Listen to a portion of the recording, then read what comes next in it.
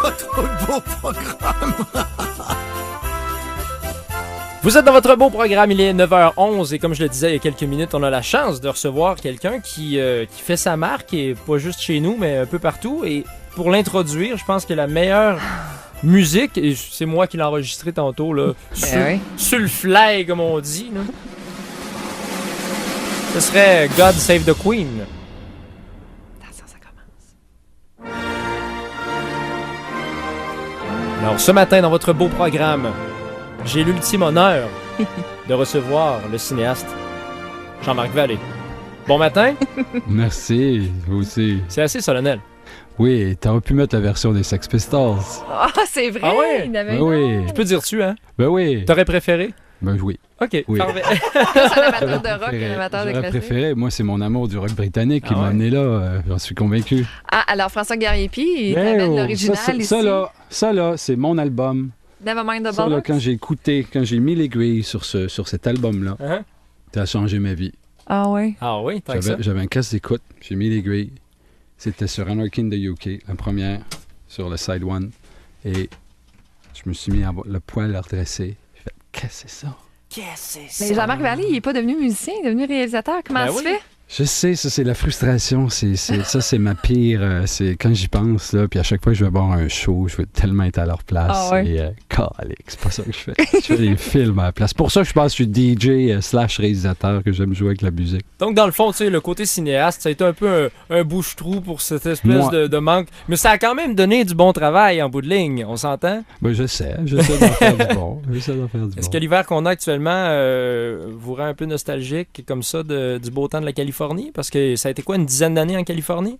Non, moi j'ai vécu à Los Angeles seulement 1 an et pour aller faire un film à l'époque. Donc, c'était aller-retour pas mal. Oui. Ah, Puis ça, ok. Young Victoria, ça a été près d'1 an à Londres, quelques voyages à Los Angeles, puisque la maison de production était à Los Angeles. Mhm. Mais c'était surtout là, une belle aventure à Londres avec les Anglais que j'ai appris à aimer, à découvrir. Et j'ai surtout bien aimé Londres et vivre là. Et j'étais bien traité aussi. Comme ville musicale, Ah, c'est c'est écœurant. difficile de faire C'est mieux. assez Là. ça, hein? La scène musicale anglaise, tu sais, puis les Anglais, c'est drôle parce qu'autant ils peuvent être stiff avec leur monarchie, tu sais, Mhm. puis autant ils sont rock baveux Mhm. avec le punk, avec leur musique. Et, Ça co- Garage. Ouais. Ça Ouais. commence un peu comme ça, Young Victoria. Ça commence où on nous montre que quelqu'un qui est élevé pour devenir reine ou roi ou quelqu'un de haut placé fait pas ce qu'il veut dans la vie. Là. non. Et elle, ça a été son enfance et son adolescence, ça a été une prison dans le Kensington Palace. Là. Mhm. Sa mère et son conseiller politique avaient très peur pour sa vie. OK. Parce qu'il y avait des oncles et des gens de la famille qui étaient jaloux. On avait peur qu'on l'empoisonne. Ça manigancé. On savait que ça allait être elle, la prochaine reine. OK. Et on l'a surprotégée. Et donc, elle sortait pas beaucoup de chez elle, pas accès à des amis, pas accès à la cour, et toutes sortes de règles et de trucs. Et Imagine, tu es une un petite gros fille coup de de 12 ans, puis à chaque fois que tu dois descendre des escaliers, il faut que tu demandes quelqu'un. Tu pas le droit de descendre tout seul. C'est quelque chose, hein? C'est fou. Mais c'est- Bon, ouais. là, en passant, pour ceux qui viennent de joindre à nous et qui se demandent qui est cette douce voix langoureuse qu'on entend, Jean-Marc, tu aurais pu faire de la radio de nuit.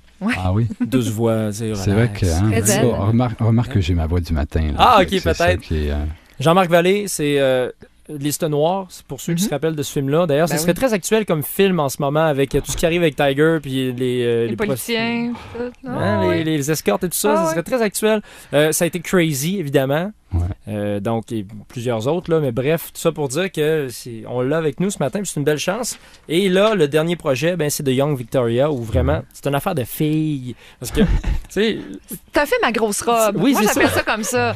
C'est un film avec des robes à crinoline. On s'intéresse à un personnage qui a vraiment marqué les Britanniques. C'est leur reine Victoria. C'est elle qui a eu le plus long règne, si je me trompe pas, ouais, jusqu'à présent. 61 ans. Puis- J'assume, c'est vrai, c'est un film de filles. Puis Et ça a commencé j'ai par fait une un histoire film de d'amour, filles. sa vie, là. Oui, c'est ça. C'est ça qui était beau dans le scénario. J'ai pas fait exprès de vouloir faire un film de filles, je me suis pas forcé, là. C'est le scénario Je savais qui était que comme j'avais ça. un sujet et une histoire qui allait plaire aux femmes d'amour et que c'était que j'allais jouer, que le défi c'était de jouer au film d'amour là, et d'aller s'amuser là-dedans avec l'époque. Et... comment ça s'est passé? Comment on en est venu à travailler comme ça pour un si gros projet? Ça a parti d'où? Qui vous Ça a... a parti, écoute, c'est Crazy qui m'a amené là. Hein. C'est Graham King qui a vu le film, qui est le producteur des films de Scorsese depuis Gangs of New York. Et puis, il a montré ça à Scorsese. Ils ont vu le film et ils se sont dit... L'ironie, c'est qu'ils se sont dit, ce serait cool de prendre ce gars-là pour faire Victoria. Il va lui donner un twist assez moderne. Puis quand j'ai commencé à travailler sur le film, j'ai voulu m'effacer et faire quelque chose de classique et pas de refaire Crazy. Fait qu'ils ont été peut-être un peu surpris à la première semaine en regardant les rushs et en se disant Ben oui, ben classique. Classic filmmaking, but... Mais bon, j'avais à m'effacer, je pense, pour laisser la place à l'histoire d'amour. T'as pas eu une petite envie, justement, d'insérer une petite tonne des Sex Pistols dans le film? Ben écoute, il y a une tonne de Klaus Nomi, un punk allemand des années 80, un des premiers à mourir du sida, qui s'appelle Cold Song, que j'ai mis dans le film. Il faut dire que lui a repris cette tune-là qui vient des années fin 1780. OK, c'est une pièce classique qu'il a reprise. C'est une pièce classique, oui.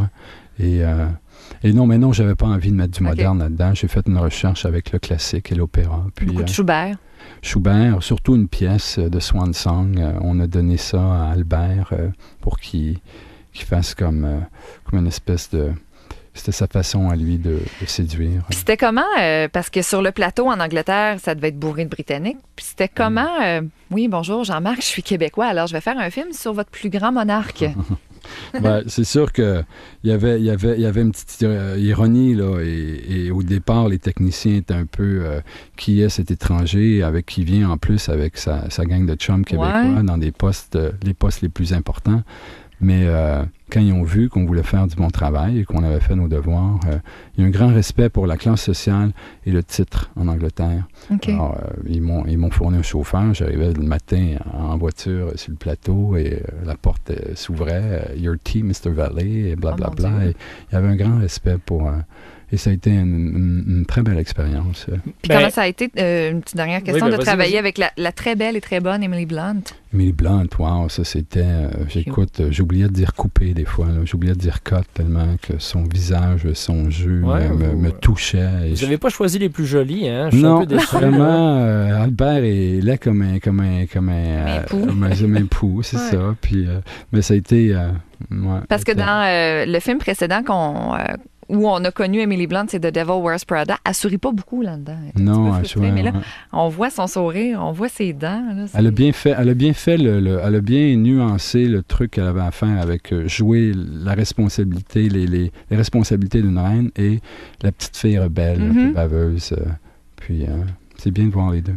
Jean-Marc Vallée, merci de nous faire rayonner comme ça un peu partout. Est-ce qu'il y a d'autres projets qui s'en viennent bientôt? Quelque chose de... Oui, j'ai écrit un film qui s'appelle Café de Flore que je vais tourner en 2010. Là. Je reviens au Québec. Là, faire un film. En fait, on va faire une coproduction avec la France. Fait que tourner en partie à Paris, en partie tourner à Paris et à Montréal. Est-ce qu'il y a des noms déjà attachés à la production? Pas encore. J'espère bientôt. Parce que ça a été bien agréable de te recevoir ce matin. Oui. On a décidé de conclure cette entrevue-là avec du bon punk britannique. On a le God Save the Queen, version peut-être plus Sex Pistols. Alors, merci beaucoup. Bienvenue. Bonne journée. Merci. C'est en salle le 18 décembre et avis à toutes les filles. Vous allez Oui, c'est adorer ça. Monsieur. Ça va être toute la fête. Merci, Jean-Marc.